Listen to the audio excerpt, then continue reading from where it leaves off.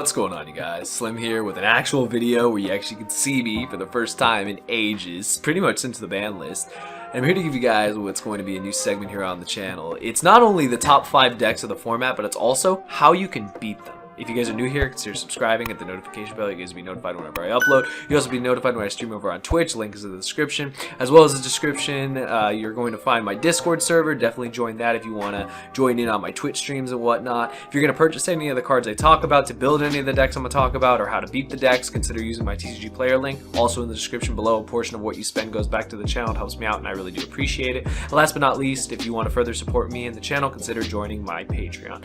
With all that out of the way, you guys, you already know what the top 5 decks of the format are, but the thing that people always forget to talk about is how do you beat them? So that's what your boy's here to do. So again, this is in no real particular order, but until we get to the final 2, you guys will know. But at number 5, we have Zoodiac. So Zoodiac came out in 2017, destroyed the game, came back because of Zeus, literally because of Zeus. No other reason. You can never convince me otherwise that any other card changed it, but Zeus is insane. And because of it, there is Zoo, there's multiple versions of Zoo, Pure Zoo, Zoodiac, Eldritch, Zoodiac, Dogmatica. You could even do the Zed deck, the Zoodiac, Eldritch, Dogmatica deck.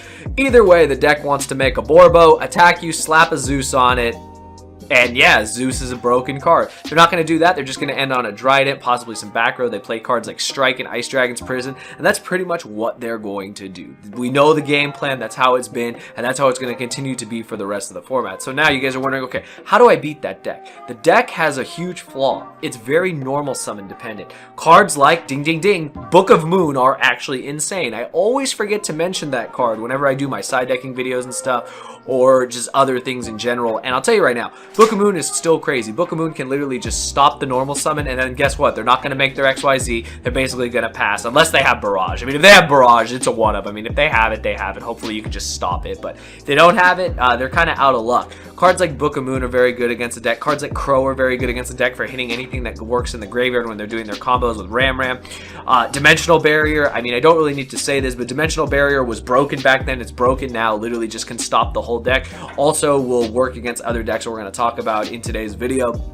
But I'm telling you right now, while Zoo is very strong, it is quite susceptible to just the simple things that stop a normal summon, because that's the thing. They don't have to activate monster effects, and that's usually what they do going first. They'll set up a Trident without activating any monster effects. They won't play into Namiru. So cards like Book of Moon, cards like DD Crow on any of the graveyard effects. Same thing goes for Bell, Meister, anything that activates in graveyard, if that does come up. But I'll tell you right now, the best way to stop that deck is just to stop the normal summon. If they're a good player, they're not going to play into hand traps. They're not going to activate Thoroughblade or even Rat without, you know, like knowing that, you know, you're gonna have something. So literally, you play simple cards like that, you can beat the deck. I have it at number 5 because I think while Zoo is very good, I think Zoodiac Eldritch is better. Just the fact that you can still do the same thing plus the Eldritch engine. But I mean, if you don't have the Eldritch engine, because it is a little pricey, literally playing pure Zoo, it's quite easy to stop, but it is highly effective in the format. So don't think you won't see it, because if you are not prepared for it, they're gonna Zeus you to death, and you're literally gonna pay the price.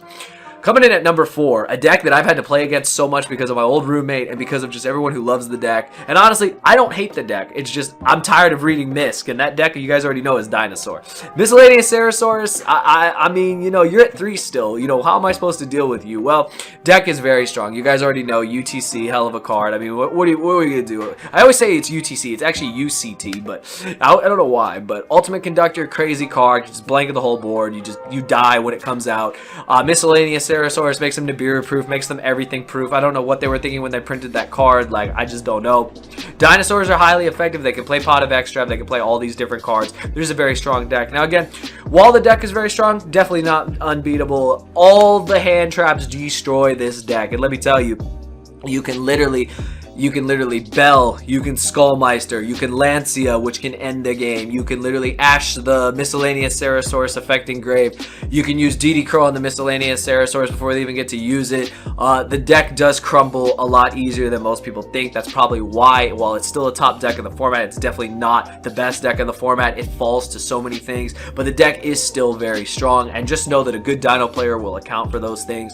But I'm telling you right now, the usual suspects of Bell, Crow, any of these graveyard hand traps that actually attack stuff is going to be your best bet. I can guarantee that. The deck is very strong. Just be prepared for it. You'll be fine.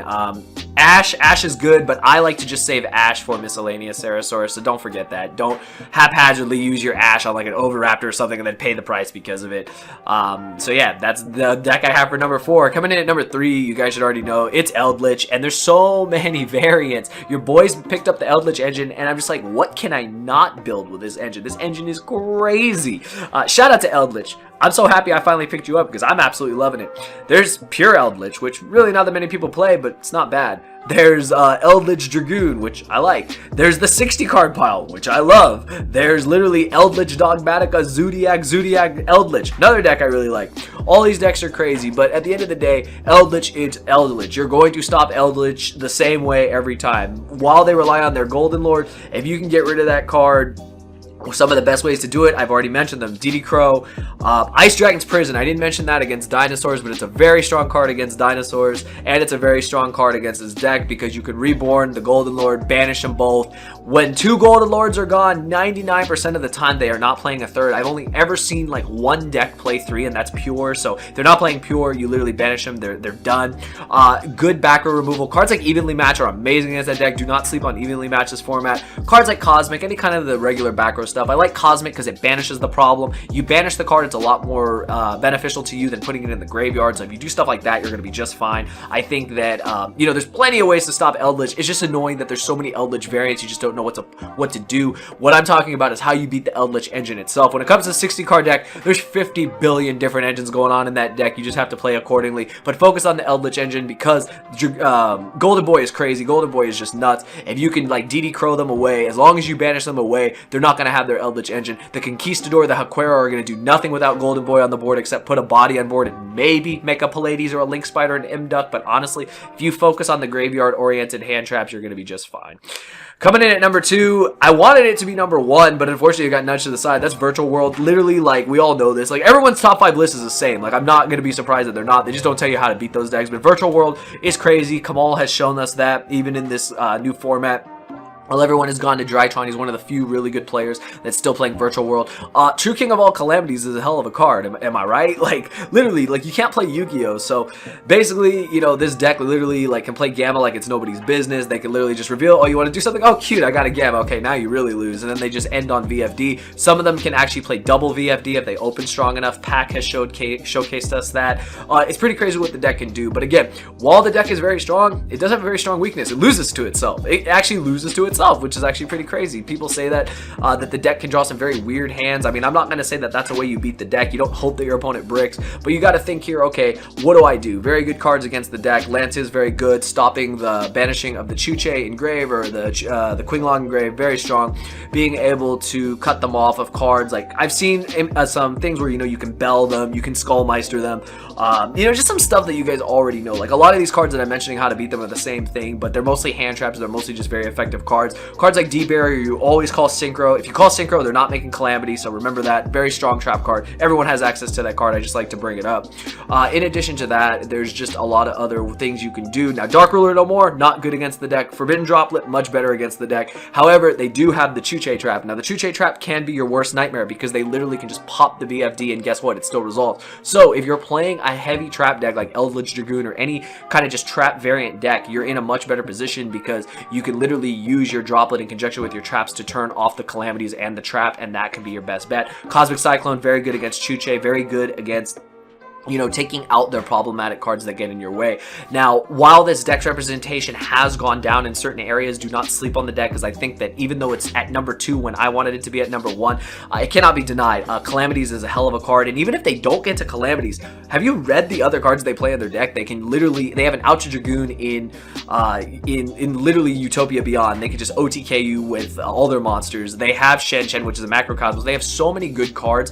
While VFD is going to be the name of the game until that card gets inevitably hit, just remember that there are plenty of things that you have to deal with this deck, so side accordingly, play accordingly, and, you know, just try to stop them in their tracks. D-Barrier, again, a great card. Any of these cards I mentioned, very good at stopping the deck in its tracks, and if you stop them early, they're not going to be able to proceed with any of their crazy plays that will get them to their 9s and eventually their VFD. And last but not least, we already know number 1 is Drytron. Whoop-de-doo, yay.